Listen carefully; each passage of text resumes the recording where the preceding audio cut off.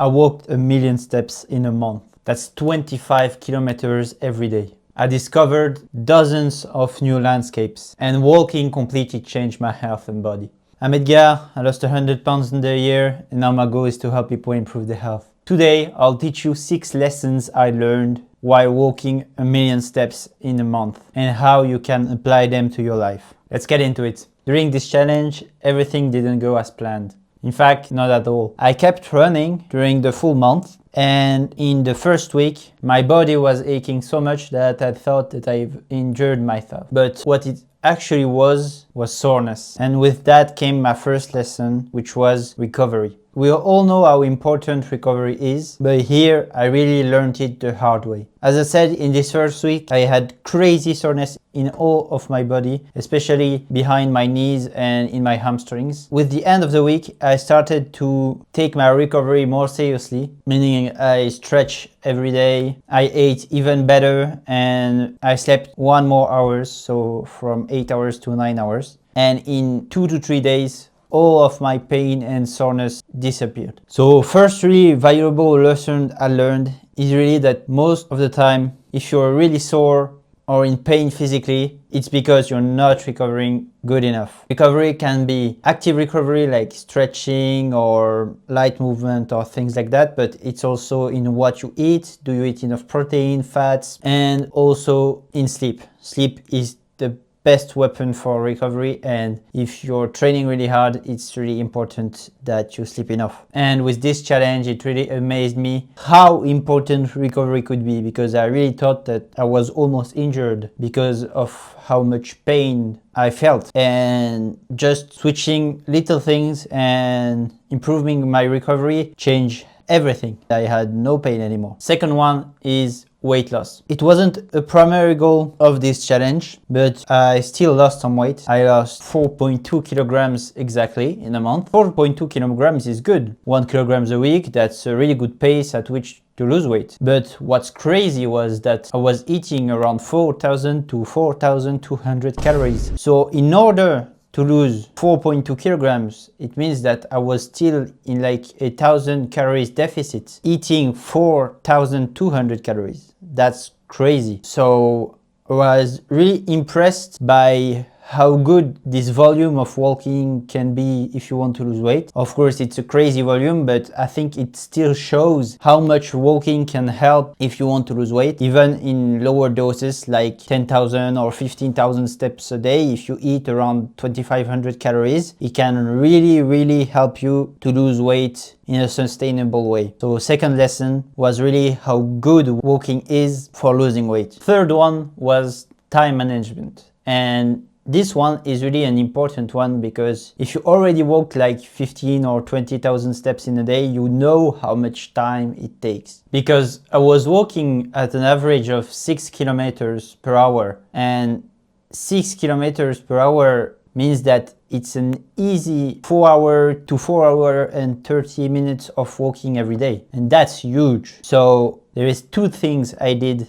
in order to be able to fit that much walking into my routine. The first one is habits. I just took habits that promote walking. For example, after each meal, I went outside and walked 10 to 30 minutes. It's not a lot of steps, but over 3 meals a day, every day, if you add this up, it's still quite an important amount. So first one is I really tried to create habits that promotes walking. And second one is my magical tactic if you want to get 10 to 15,000 steps or more every day without going outside or stopping to work, and it's the under the desk treadmill. This thing is just magical. Like if you're working from home, or I don't know, you're a big TV watcher or something like that, buying an under the desk treadmill, if you have enough money, can really get you 10 to 15,000 steps a day easily. Like you walk at 6 kilometers for an hour, and there you go, you're almost already at 10,000 steps, and you can do something else in the meantime. That's what's really great. So I think that at least half of what I was walking, meaning around 33,000 steps a day, was on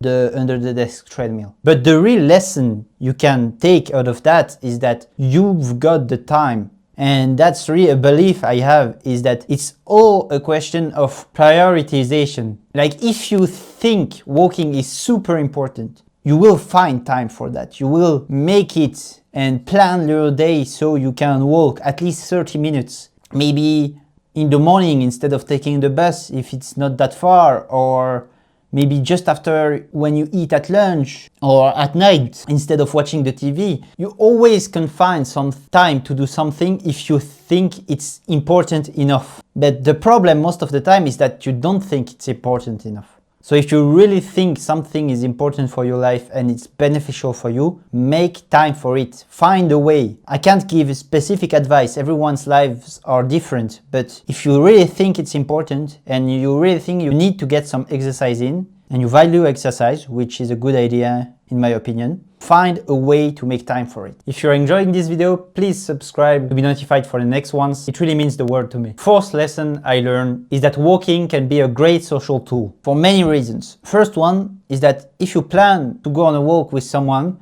you're a bit obligated to go. So that's a good thing because you won't miss your walk, or you won't be lazy when it comes time to walk and you don't go. First one. Second one, walking is a great time to discuss with friends or family or something like that, because you're not on your phone, there is no TV, there is no distraction, you're just outside with someone else.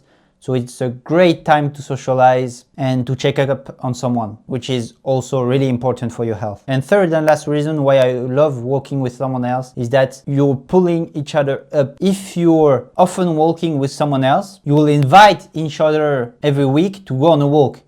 And that will give you positive momentum to walk more and more, and it will make walking easier for you because you'll have more incentive to go on a walk because someone will ask you to, or it will be a habit for you to go on a walk with someone else, and it's more enjoyable because you get to discuss with someone, plus you're building stronger relationships. So fourth lesson, walking is a great social tool. Please walk with other people. Fifth one is mood. Walking is, at least for me, one of the best thing I can do to better my mood. If you go outside and you walk, you will feel at least a little bit better. And more than that, for productivity, walking is really great, because what's hard often when you need to do something or you have a project or something like that, it's the momentum. Often we struggle to do things because we don't have momentum. Habits are really easy. For example, if you brush your teeth every day, also because you have some sort of momentum. You do it always, you know it's easy, you know how to do it, so you've got the momentum and it's easy for you to brush your teeth. But other part of your life, for a project you want to start and everything, or if you want to start walking in the day, maybe you don't have the momentum. But going on a walk is really easy. If you want to go for 10-15 minutes, that we can agree on.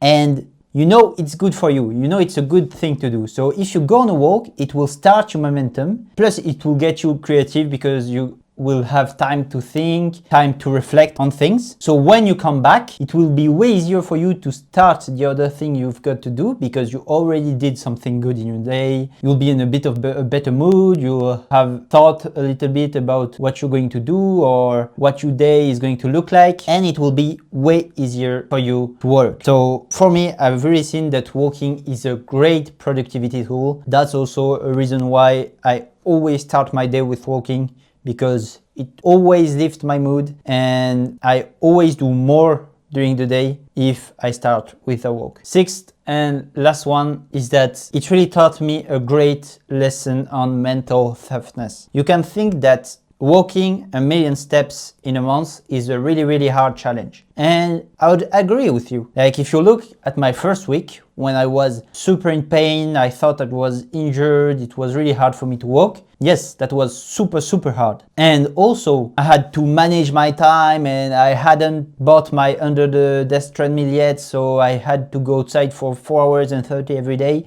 It was hard, but after that I bettered my recovery, so I had no pain anymore.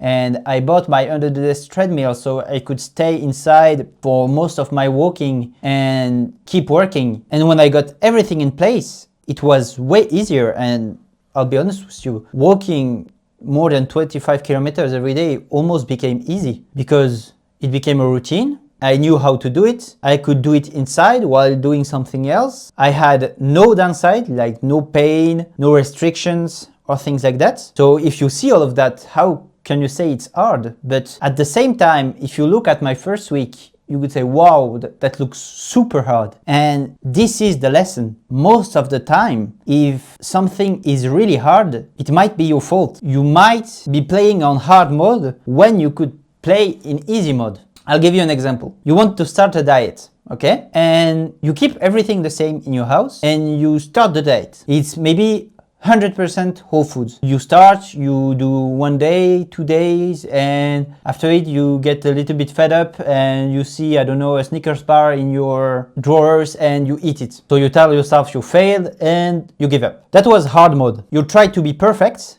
and you didn't change anything from your habits or environment. Second case is you want to start a diet. You tell yourself, I'm going to be progressive. Maybe in the beginning, I want to eat 2/3 of my diet whole foods. So 2 meals a day, if I eat 3 meals, 2 meals a day will be whole foods and the rest I can eat whatever I want, okay? And also what you're going to do is throw away everything that's in your kitchen that isn't whole foods. Here it will be way easier to stick to your diet. First of all, because every day you can eat something else. Second of all, because you only have in your environment what serves you and what's in your diet. So you don't have friction. You don't see every day sweets or snacks that you're not supposed to eat in your environment. So it's way easier for you to stick to your diet than in the first case. And who do you think wins? The one who maybe sticks to a perfect diet for 1 week, or the one who has an imperfect diet but can stick to it for all of his life? Of course, he can still improve it, like in 6 months when it will be easy for him to eat 2/3 of his diet only whole foods. Maybe he'll tell himself, now I'm going to eat 80% of my diet whole foods. And it will be way easier for him to reach the point where 100% of his diet is only whole foods than the first case. Because if you want to play in hard mode, the chances of you succeeding will be really low. So 6 lessons, make things easy for you. If something is really hard, look at solutions. Look at how you could make this easier. So in summary, 6 things I learned while walking 1,000,000 steps in a month. First one, recovery makes life easy. Recover well and everything else you want to do will be easier. Second one, walking is a great weight loss tool. So if you want to lose weight, really consider increasing the number of steps you do every day. Third one, you rarely don't have enough time to do something. Is that you don't value it enough. So if you think that something is important enough, you will make time for it. Fourth one, walking is a great tool to socialize. So please go on a walk with others because it makes walking easier, more enjoyable, and you'll build stronger relationships. Fifth one, walking is one of the best things you can do for productivity and momentum because it's an easy thing you can do and you know it's good for you. So if you do it first thing in the morning, for example, you will start with something that's good and something that makes you feel like you've already been a little productive, and it will be easier to work after it because you've already made a little effort to improve yourself today. And sixth one is don't play in hard mode. Often if things are hard for you, it's because you're making it hard. So always seek to make things easy. Change your environment, create systems, habits that benefit you